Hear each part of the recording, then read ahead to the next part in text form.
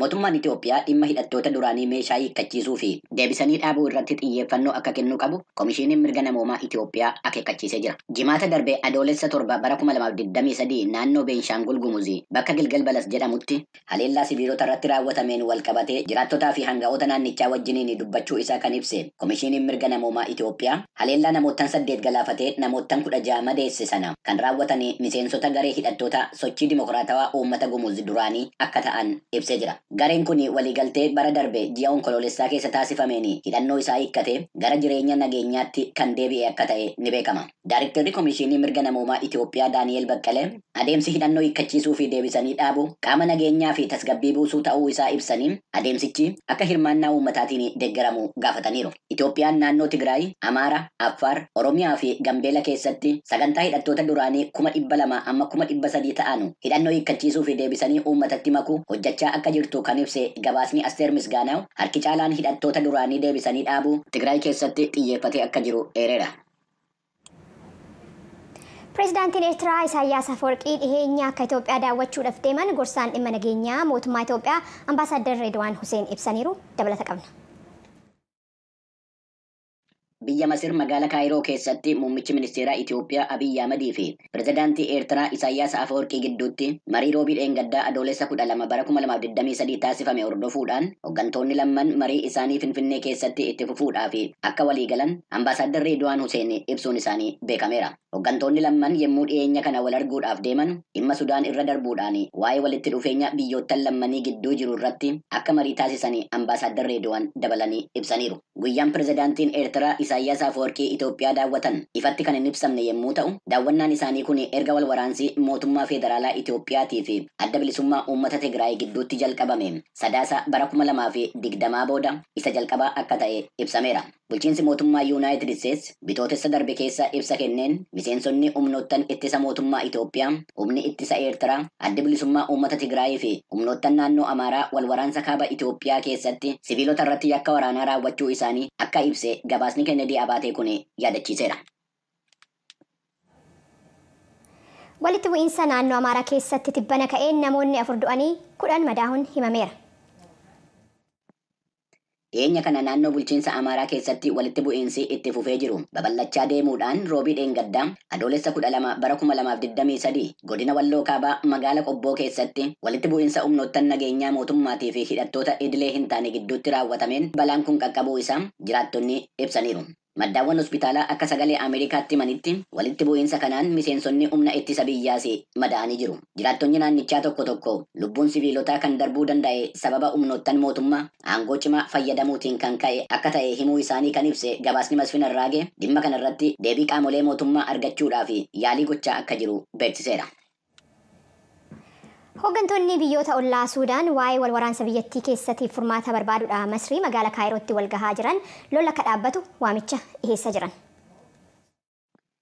Yemmuu Kaayiroon walgayii waa'ee Sudaan keessummeessaa jirtutti lolli qawwee dhodhoohinsii fi sagaleen xiyyaarota waraanaa magaalaa Kaartuunii roqomsiisaa akka ture kan ibse gabaasni madda oduu Ajaansi Firaansi Pirees hooggantoonni Masir, Itoophiyaa, Eertiraa, Chaad, Sudaan Kibbaa, Riippaabilikii Walakkeessa Afrikaatii fi Liibiyaa akkasumas bakka bu'oonni gamtaa Afrikaatii fi Liigii Arabaa waa'ee wal waraansichaa fi dhiibbaa inni biyyoottan naannoo irratti qabu laalchisee mari'achuu isaanii gabaaseera. Walgayichi gareewwan lammanuu gargaarsa namoomaa barbaachisaa ta'ee fi akka daandii saaqanuu kan gaafate yemmuu ta'u, pireezidaantiin Masir Abdul Fattah Al-Siisii biyyoottan ollaa Sudaan namoota wal waraansa jalaa baqatan simachuudhaa fi keessummeessuu isaaniitiif galateeffatanii hawaasni addunyaa lammiiwwan Sudaan gargaaruudhaa fi waadaa seenee akka hojiirra oolchuu gaafataniiru. Pireezidaantiin Chaad Jeenaraal Mahammed Idris Deebii biyyi isaanii torban tokko keessatti lammiilee Sudaanii qe'ee isaanii gallakkisanii baqatan 100,000 fi 50,000 akka simatte walgayii kanarratti ibsaniiru. Walgayii kanarratti kan argaman pireezidaantiin Riippaabilikii Walakkeessa Afrikaa Faawustiin Archaangee Ta'uudeeraa waa'ee meeshaalee waraanaa daangaa biyya isaanii qaxxaamuruudhaan gara Sudaanitti ce'aa jiranuu kaasuudhaan akeekkachiisa laachuun isaaniis gabaasameera. Muummichi ministeeraa Itoophiyaa Abiyyi Ahmed gama isaaniitiin akkaataa yaalii gareen biyyoottan ba'a Afrikaa yookaan IGAD taasisaa jiruun dhiibbaan dippiloomaasii akka itti fufu yemmuu gaafatan dura taa'aan Komishinii Gamtaa Afrikaa Muusaa Faakii Mohammed gama isaaniitiin ittuu harki humnoottan alaa keessa hin seenin rakkina Sudaanii fi falli siyaasaa barbaadamuu akka qabu gaafachuun isaanii gabaasameera.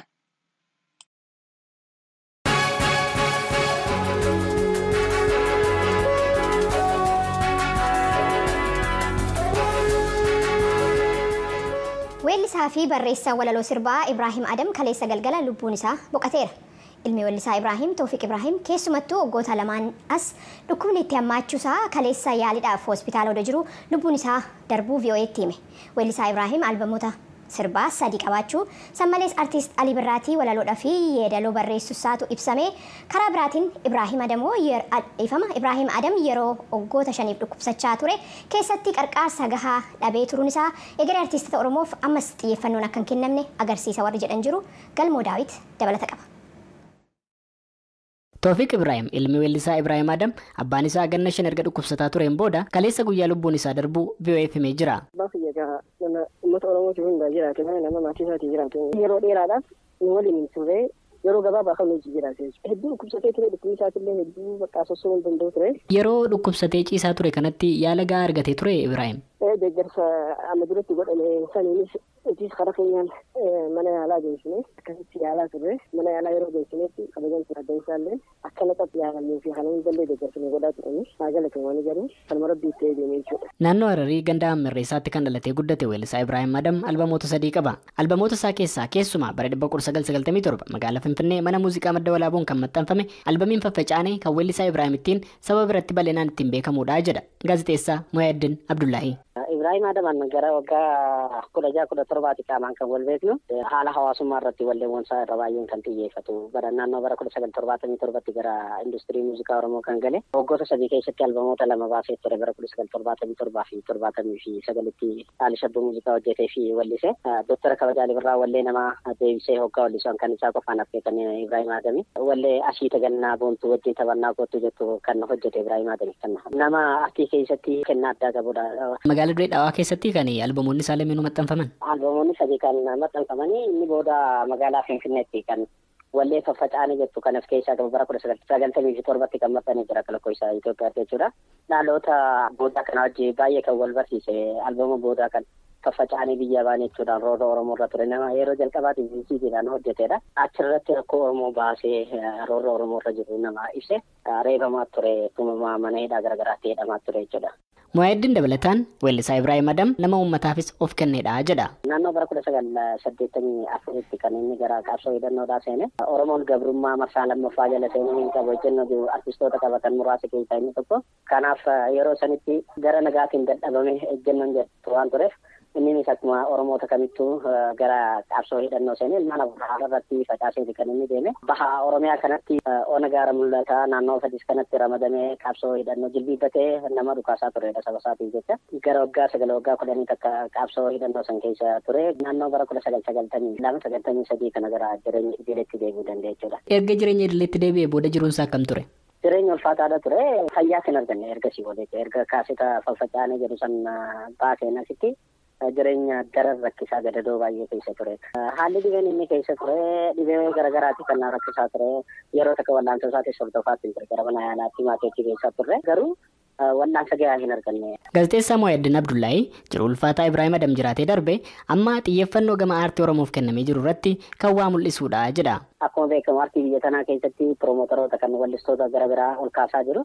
Keenya piroomootoroollee hin qabani. Kanaaf osoo jiranii industirii muuziqaa Oromoo gara industirii diinagaatti guddachuudha qaba. Kanarraa bahuudha qabna. Uummannis mootummaanis artistoonnis waliin taanee hojjechuu qaban na fakkaata. Ganna 5 kan walitti aanuun dhukkubsataa ture weellisaa Ibraahim Adam kaleessa hospitaala Jogol keessatti lubbuun isaa kan darbe yoo ta'u har'as naannoo dhaloota isaa naannoo Harar ganda Hammerreessaatti sirni awwaala isaa gaggeeffamu maatiin isaa sagalee Ameerikaatti himanii jiru. Ibraahim Adam abbaa ijoollee 4 fi nama ga'eessa ganna 65 ture. Gabaasa sagalee Ameerikaaf Galmoo Daawit Adaamaarraa.